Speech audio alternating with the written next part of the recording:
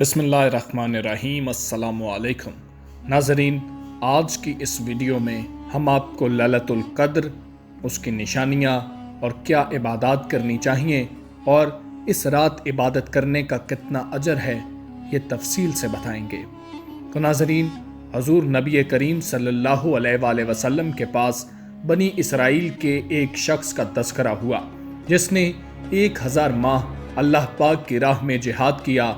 सहाबा कराम अलैहिमुर रिज़वान को इससे बहुत ताज्जुब हुआ और तमन्ना करने लगे काश उनके लिए भी ऐसा मुमकिन होता।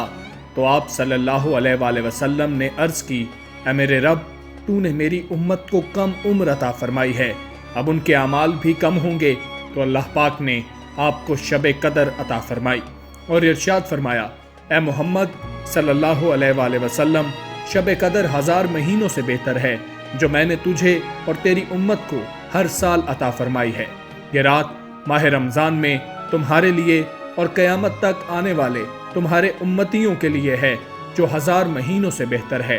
सूरह कद्र के शान नज़ूल के बारे में हज़रत इमाम मालिक ने एक मोतबर रावी से ये रिवायत अपनी किताब में बयान की है कि हुज़ूर सल्लल्लाहु अलैहि वसल्लम ने जब पहली उम्मतों की उम्रों पर तवज्जो की तो ये बात मालूम हुई कि अगले लोगों की उम्रें बहुत ज़्यादा होती थीं। तो आपको ख्याल गुजरा कि मेरी उम्मत की उम्रें उनके मुकाबले में कम हैं तो नेकियां भी कम रहेंगी और फिर दरजात और सवाब भी कम होंगे। तो अल्लाह ताला ने ये रात आपको इनायत फरमाई और इसका सवाब 1000 महीने की इबादत से ज़्यादा देने का वादा फरमाया है। ये बहुत ही कदर मंजिलत और खैर व बरकत की हामिल रात है। कुरान करीम ने 1000 रातों से अफजल करार दिया है और अगर 1000 महीनों की बात की जाए तो उसमें 84 साल और 4 माह बनते हैं। आमतौर पर इंसानों की उम्रें इससे भी कम होती हैं। हुजूर अकरम सल्लल्लाहु अलैहि वसल्लम ने इरशाद फरमाया, बिलाशुबा अल्लाह ताला ने लैलतुल क़द्र मेरी उम्मत ही को अता की है और तुमसे पहले लोगों को इससे सरफराज नहीं किया। हजरत सैयदना अबू हुरैरा से मरवी है कि नबी अकरम सल्लल्लाहु अलैहि वसल्लम ने इरशाद फरमाया कि जो ईमान की वजह से और सवाब के लिए शब कदर में क़याम करे उसके गुज़श्ता गुनाह बख्श दिए जाएंगे। दर्ज बाला हदीस पाक में लैलतुल क़द्र में इबादत की तलकीन की गई है और इस बात की तरफ भी मुतवज्जे किया गया है कि इबादत से महज अल्लाह ताला की खुशनूदी मकसूद हो, दिखावा और रियाकारी ना हो और आइंदा गुनाह ना करने का अहद करे। इस शान से इबादत करने वाले के लिए ये रात सरापा मग़फ़रत बनकर आती है, लेकिन वो शख्स महरूम रह जाता है जो इस रात को पाले और इबादत ना कर सके। लैलतुल क़द्र कौन सी रात होती है आपको बताएंगे, लेकिन अगर अभी तक आपने हमारा चैनल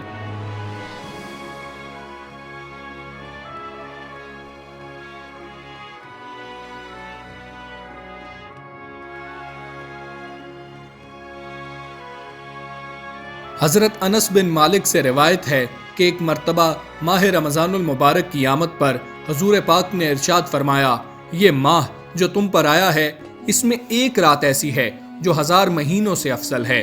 जो शख्स इस रात से महरूम रह गया गोया वो सारी खैर से महरूम रहा और इस रात की भलाई से वही शख्स महरूम रह सकता है जो वाक़अतन महरूम हो।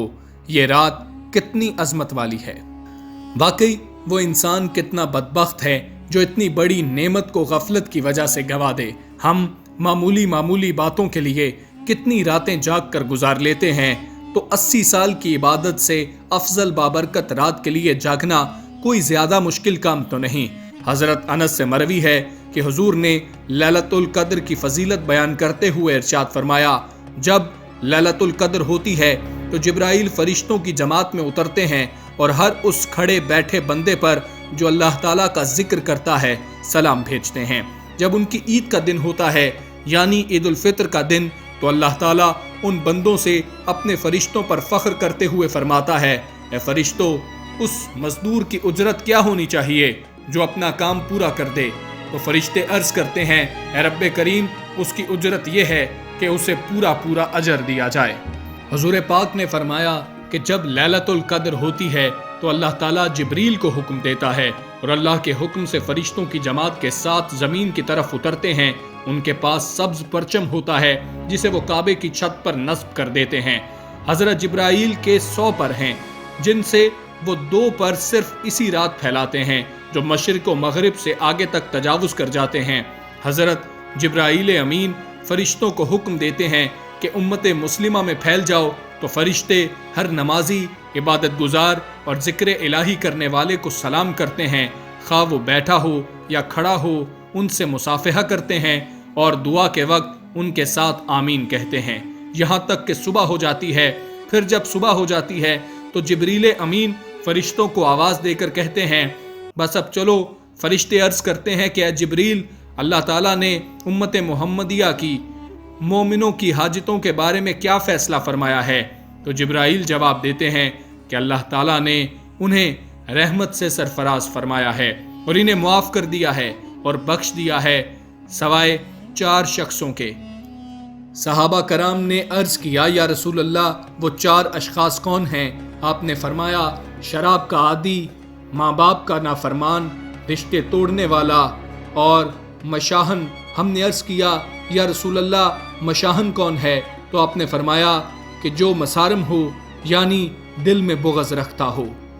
ایک صحابی سے روایت ہے کہ انہوں نے قسم کھا کر کہا کہ لیلۃ القدر رمضان کی 27ویں شب ہی ہے۔ کسی نے سوال کیا آپ یہ بات اتنے یقین سے کس وجہ سے کہہ رہے ہیں؟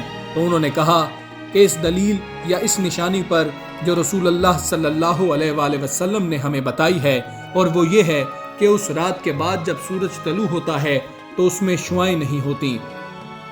حضرت معاویہ بن ابو سفیان سے روایت ہے کہ حضور نبی کریم صلی اللہ علیہ وآلہ وسلم نے فرمایا شب قدر 27ویں رات کی ہوتی ہے۔ ایک دفعہ کا ذکر ہے کہ حضرت عمر نے صحابہ کرام سے یہ سوال کیا کہ رسول صلی اللہ علیہ وآلہ وسلم کے اس فرمان شب قدر کو رمضان کے آخری عشرے کی طاق راتوں میں تلاش کرو، اس کے بارے میں تم لوگوں کا کیا خیال ہے؟ وہ کون سی رات ہو سکتی ہے؟ کسی نے کہا 21ویں، کسی نے کہا 25ویں، کسی نے کہا 27ویں۔ ایک صحابی خاموش بیٹھے تھے۔ حضرت عمر نے فرمایا بھائی تم بھی کچھ بولو۔ تو انہوں نے عرض کیا جناب آپ ہی نے تو فرمایا تھا کہ جب یہ بولیں تو تم نہ بولنا۔ آپ نے فرمایا بھائی تمہیں تو اس لیے بلوایا گیا ہے کہ تم بھی کچھ بولو۔